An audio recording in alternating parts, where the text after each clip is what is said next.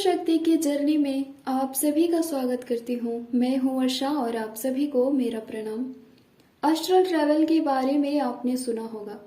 एक real twin flame जो होते हैं वो चाइल्डहुड से ही एस्ट्रल ट्रैवल करते हैं। कोई कोई नहीं करते बट ज़्यादातर करते हैं। तो ये एस्ट्रल ट्रैवल क्या है, कैसे करते हैं इसे?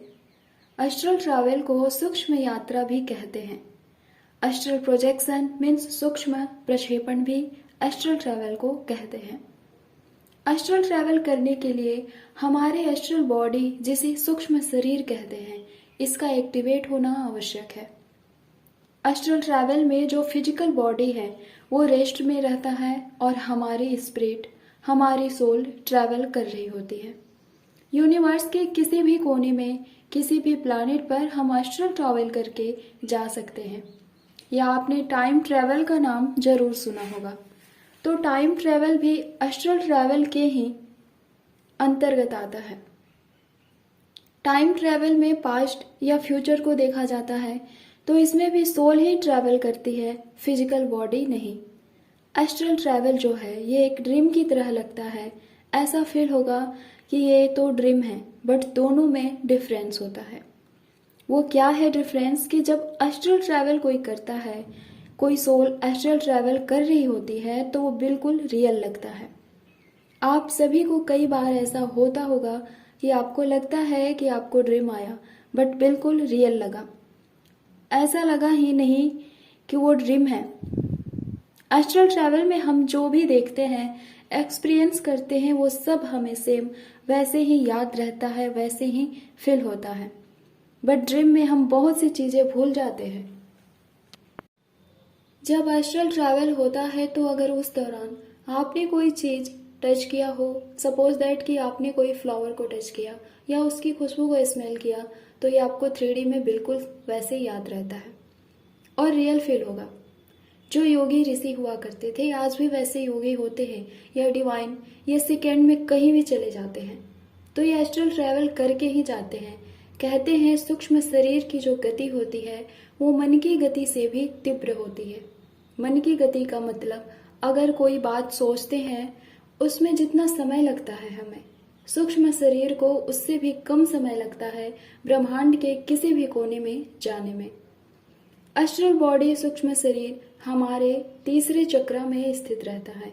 हमारे बॉडी में जो 7 चक्र होता है, तो जो तीसरा चक्र होता है हमारा, जिसे सोलर चक्र या मणिपुर चक्र कहते हैं, उसी में हम सभी का सूक्ष्म शरीर, एस्ट्रल बॉडी स्थित रहता है, सुप्त अवस्था में रहता है। जब सोलर चक्र एक्टिवेट होता है तभी एस्ट्रल बॉडी भी एक्टिवेट होता है। जब तक एस्ट्रल बॉडी एक्टिवेट नहीं होता हम एस्ट्रल ट्रैवल नहीं कर सकते। बट मैंने तो ये बताया कि एक रियल ट्विन फ्लेम चाइल्डहुड से ही एस्ट्रल ट्रैवल करते हैं। तो कैसे?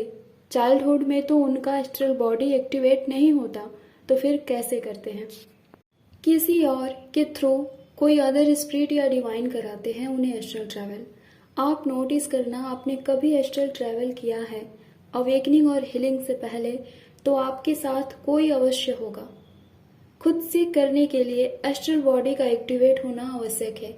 एक और इम्पॉर्टेंट बात कि ड्रीम जो है बड़ा होता है, बट एस्ट्रल ट्रैवल बहुत कम टाइम के लिए होता है, बिकॉज सोल जो है वो बॉडी से बाहर ज़्यादा देर नहीं रह सकते। आधा मिनट, 1 मिनट या ज़्यादा से ज़्यादा 2.5-3 मिनट का ही एस्ट्रल ट्रैवल होता है। बट जब एस्ट्रल बॉडी पूरी तरह एक्टिवेट हो चुका हो, तो बॉडी जब बिल्कुल रिलैक्स पोजीशन में हो, आप अगर जागृत अवस्था में हैं तो भी एस्ट्रल ट्रैवल हो जाता है, जिसे ट्रांसफॉर्म का स्टेज भी कहते हैं, और ये तब ज़्यादा टाइम का भी हो सकता है। ये अध्यात्म की बहुत चरम अवस्था होती है। बहुत लोग खुद से ट्राई करते हैं एस्ट्रल ट्रैवल करने की, तो ये सही नहीं होता है। खुद से ट्राई नहीं करना चाहिए, बिकॉज आप अपने सोल को कंट्रोल नहीं कर पाएंगे। अगर कर सकते हैं तब तो करें, नहीं। जब भी एस्ट्रल ट्रैवल होता है वो डिवाइन के गाइडेंस में होता है। एक ट्विन फ्लेम अक्सर एस्ट्रल ट्रैवल करके अपने काउंटर पार्ट से 5D में मीट करते हैं, तो वो डिवाइन ही कराते हैं।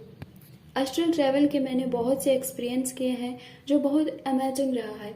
आप सब भी करते होंगे, बट कई बार आप ये समझ नहीं पाते होंगे कि एस्ट्रल ट्रैवल है या ड्रीम। आई होप अब आप समझ पाएं एस्ट्रल ट्रैवल और ड्रीम के डिफरेंसेस को। धन्यवाद। ओम नमः शिवाय। ओम शांति।